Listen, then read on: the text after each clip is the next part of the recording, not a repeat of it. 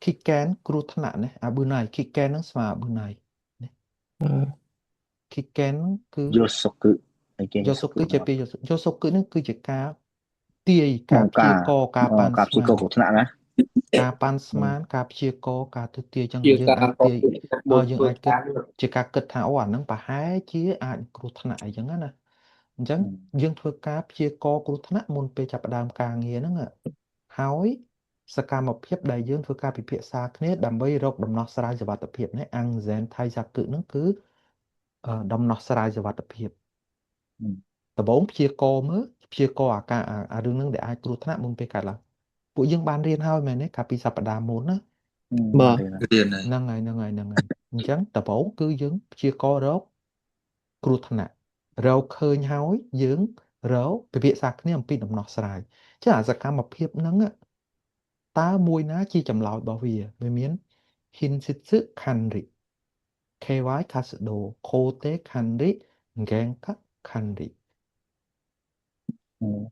រៀន មានអ្នកយកចម្លើយផ្សេងក្រៅពី B ទេ មិនថាទៅទី4មក ទី4 Genka Kanri យើងកខណ្ឌ យល់ទេទី4ហ្នឹងអត្ថន័យវាថាម៉េច ថ្នៃវាដូចជាអ្នកស្អីគេធ្វើពិនិត្យអីចឹងហ៎ Kanri ប្រែថាគ្រប់គ្រងណា Kanri ហ្នឹងហើយ Kanri គ្រប់គ្រងហើយណា Hin A យើងមើល A មក A A ហ្នឹងគឺ Hinsitsu Kanri ហ្នឹងបានថាគ្រប់គ្រងលើគុណភាពផលិតផលបើន័យថាបើយើងសង់ពលានយន្តហោះគឺជាផលិតផលឬគឺជារបស់ហ្នឹងអញ្ចឹងគ្រប់គ្រងទៅលើគុណភាពរបស់ពលានហ្នឹងបើយើងផលិតយើងធ្វើអីយើងធ្វើអាគារហ្នឹងគឺជា ល Hinsitsu ទ្ធផលរបស់យើងកាត់គុណភាពអាគារហ្នឹងយល់អត់អញ្ចឹង A គ្រប់គ្រងគុណភាពអឺការដ្ឋានសំណង់ផលិតផលរបស់យើងចុះចង់និយាយអញ្ចឹងណាហើយប្រាប់ថាផលិតផលអ្នកនរគ្នាសម័យអត់ចេញទេគិតថាជារបស់ប្រើប្រាស់ណាសំដៅទៅលើការសាងសង់របស់ដែលយើងត្រូវសាងសង់ហ្នឹងគឺ វិញ គេ កំ ហៅថាពុងសាងសង់ ផលិ ណា តផលដែរហ្នឹងហើយ សមិទ្ធផលស្រួលសមិទ្ធផលហ្នឹង so ណាគឺជាការគ្រប់គ្រងគុណភាពនៃរបស់ដែលយើងធ្វើហ្នឹងនិយាយឲ្យស្រួលយល់ទី2 KY Casino យើងបានរៀនហើយណាហើយទី3គឺ Kote Kandi Kote ហ្នឹងគឺដំណើរការការដ្ឋានអញ្ចឹងការគ្រប់គ្រងដំណើរការការដ្ឋានទី3 Genka Kandi ការគ្រប់គ្រងការចំណាយណាឬក៏ដើមទុនណានិយាយឲ្យស្រួលការគ្រប់គ្រងដើមទុនថាសង់ពលានមួយត្រូវការដើមទុនប្រមាណត្រូវគ្រប់គ្រងវាមិនក្នុងអត្តន័យចឹងអូខេចម្លើយនោះគឺ B ណាចម្លើយគឺ B ហើយ ហើយទៅវិញ B ត្រូវ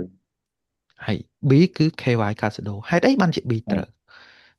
អូនៅសល់មួយទៀត comment ចុះតមកទេ ស្គូបំឡង អូខេហេតុអី B ត្រូវ គីកេង KY យោ Casado ហ្នឹងគឺ Kiken Casado Yoshi Casado ណា ហើយ គឺជាសកម្មភាពដែលយើងធ្វើការព្យាករណ៍ធ្វើការដឹងទុកមុននៅគ្រោះថ្នាក់ណា KY Casado ហ្នឹងណាការព្យាករណ៍គ្រោះថ្នាក់មុនពេលចាប់ផ្ដើមការងារណាហើយគោលបំណងនៃ KY Casado ហ្នឹងគឺអីរកគ្រោះថ្នាក់ដែលអាចកើតឡើងពិភាក្សាពីវិធីការពារនិងកាត់បន្ថយគ្រោះថ្នាក់ណា គ្រោះថ្នាក់ យើងមក ហើ មើ យ លមកចម្លើយរបស់គេនឹងឃើញអត់ Zagayo Hajime Rumai ni Kiken no Yosokushi Anzen Taisaku o Hanashi ao Kasudo ឃើញទេ ហើយ អញ្ចឹងអត្ថន័យរបស់ KY Kasudo គឺបែបហ្នឹងណា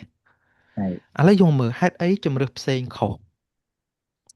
ជំរើសវាផ្សេងមួយប្រ A ព័ន្ធ ណា ផលអត់ត្រូវ Hinsitsu Kanri ណាគឺជាការគ្រប់គ្រងគុណភាពការងារមិនមែនជាការព្យាករណ៍គ្រោះថ្នាក់ទេណា ហើយ វាជាការគ្រប់គ្រង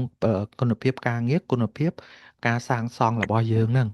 ការផលិតរបស់យើងហ្នឹងណា C C គឺជាការគ្រប់គ្រងការវិភាគការងារដំណើរការនៃការងារអញ្ចឹងហើយវាអត់មានពាក់ព័ន្ធទៅនឹងការព្យាករណ៍ការប៉ាន់ស្មានទៅលើគ្រោះថ្នាក់និងការដំណោះស្រាយទេចំណែក D គឺជាការគ្រប់គ្រងថ្លៃចំណាយនិងថ្លៃដើម